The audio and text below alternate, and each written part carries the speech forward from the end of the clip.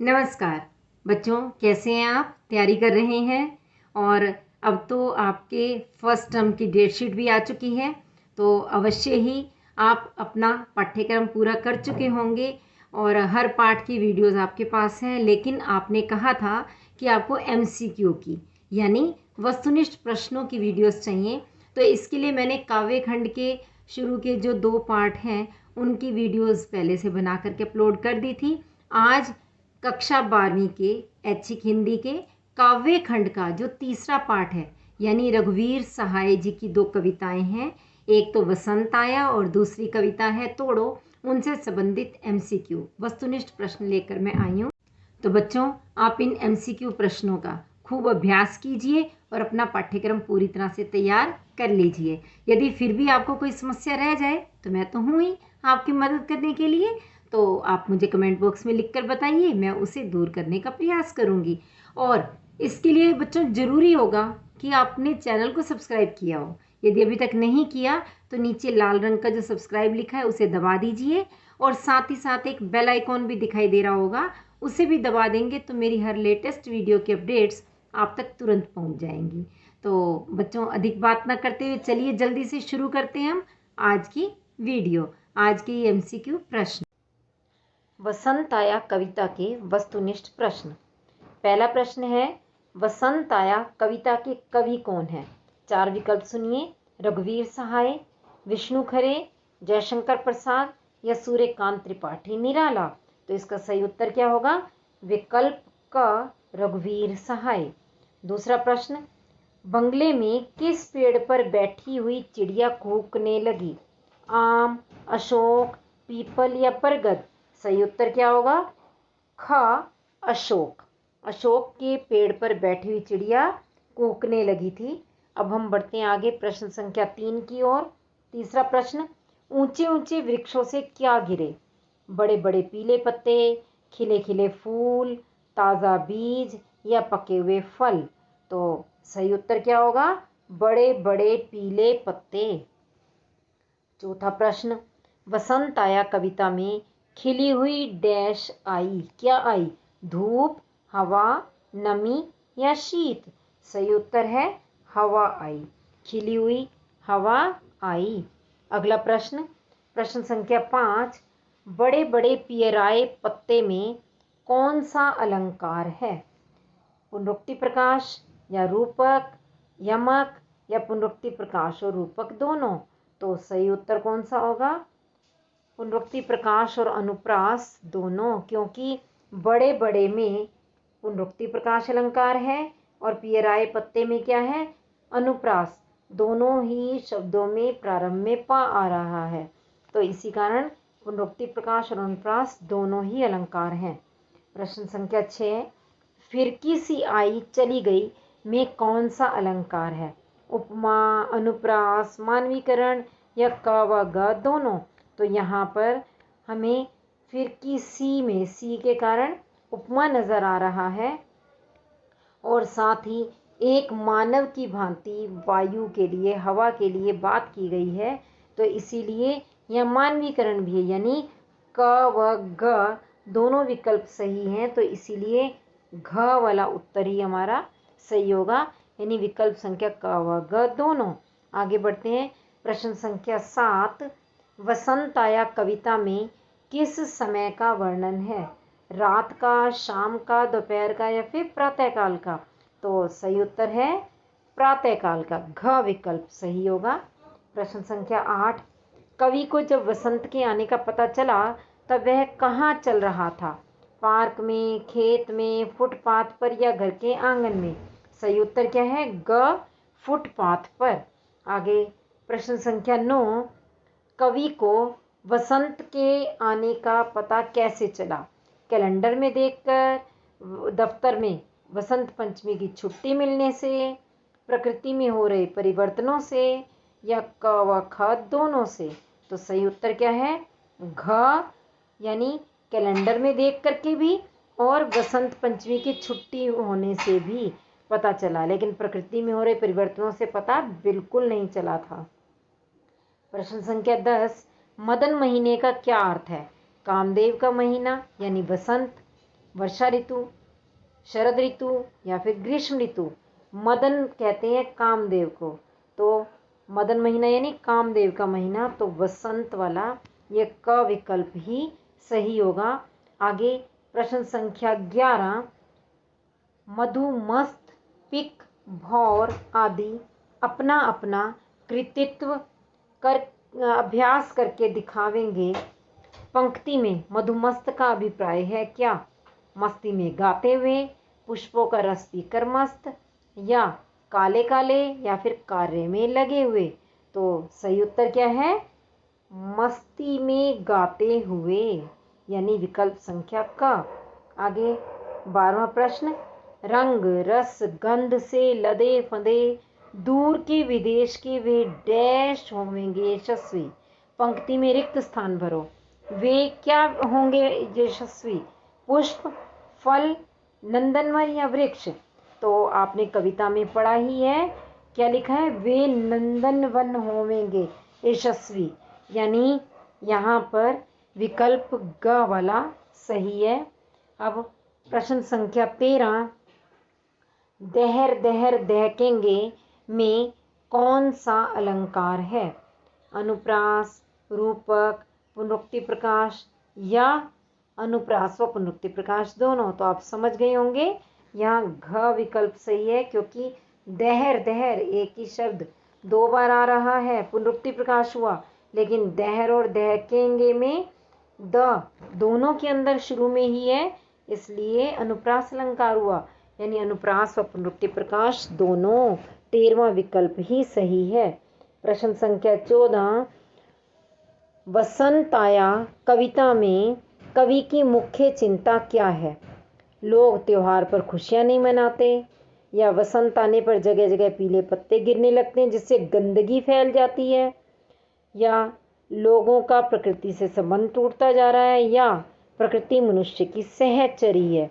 सही उत्तर क्या होगा? ग, लोगों का प्रकृति से संबंध टूटता जा रहा है। अब प्रश्न संख्या 15, कोई 6 बजे जैसे गर्म पानी से नहाइयो, पंक्ति में अलंकार बताइए। अतिशयोक्ति, उत्प्रेक्षा, दृष्टांत या फिर उपमा? तो सही उत्तर क्या होगा? जैसे को देख करके ही पता चल रहा है, उत्प्रेक्षा अलंकार आना चाहिए। आगे प्रश्न संख्या 16, वसंत आया कविता की भाषा कौन सी है? सरल सहज खड़ी बोली, संस्कृत निष्ठ खड़ी बोली, ब्रज भाषा या फिर अवधी भाषा?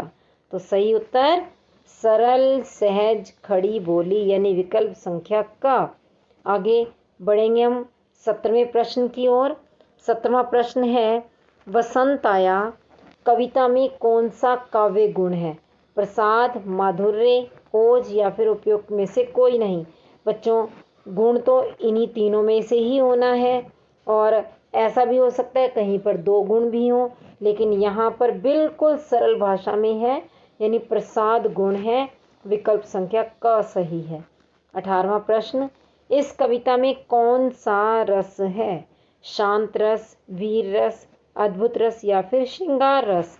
सही उत्तर क्या होगा? अद्भुत रस। अद्भुत रस कहाँ होता है? जहाँ हमें अचरज हो।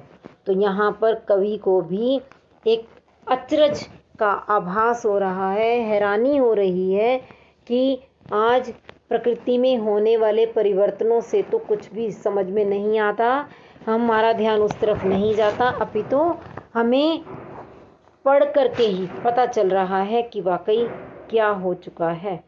और प्रश्न संख्या 19, वसंत आया कविता का प्रतिपाद्य क्या है? प्रतिपाद्य यानी मूल भाव। पहला, आधुनिक जीवन शैली पर व्यंग्य। दूसरा विकल्प है प्रकृति, मनुष्य का प्रकृति से टूटता संबंध। तीसरा, वर्तमान समय में समाप्त होती जा रही संवेदनाएं, या फिर चौथा विकल्प दिया है उपर्युक्त सभी। तो बच्चों, ये सारी ही बातें सही हैं, इसलिए उपर्युक्त सभी घ विकल्प सही होगा। प्रश्न संख्या 20, जैसे बहन दा कहती है, पंक्ति में दा किसके लिए प्रयुक्त हुआ है? पिता के लिए, बड़े भाई के लिए, मित्र के लिए या दादा के लिए? तो सही उत्तर क्या है? बड़े भाई के लिए, विकल्प संख्या ख। आगे 21वां प्रश्न, कवि के अनुसार मनुष्य किस संस्कृति के प्रभाव में आकर निरपेक्ष बन चुका है? निरपेक्ष का मतलब क्या होता है? उदासीन। तो यहाँ पर जो 4 विकल्प हैं, ग्रामीण संस्कृति, शहरी संस्कृति, औद्योगिक संस्कृति या फिर वैश्विक संस्कृति। सही उत्तर होगा शहरी संस्कृति, जिसमें हमारा ध्यान भौतिक सुख सुविधाओं की ओर, साधनों की ओर अधिक जाता है, लेकिन प्रकृति से हम कटते चले जा रहे हैं। प्रश्न संख्या 22, वसंत के आने पर इन वृक्षों पर बौर आ जाता है। कौन से वृक्षों पर? अमरूद, अशोक, आम या पलाश। बौर आ जाना, मंजरी छा जाना, कौन सा हुआ? आम का पेड़, यानी आम के वृक्षों पर बौर आता है। तो 22वें प्रश्न का विकल्प ग सही है। आगे प्रश्न संख्या 23, वसंत आगमन पर ढाक के वन किससे ढक जाते हैं? लाल लाल फूलों से, ओस की बूंदों से, बर्फ की चादर से या पीले पत्तों से।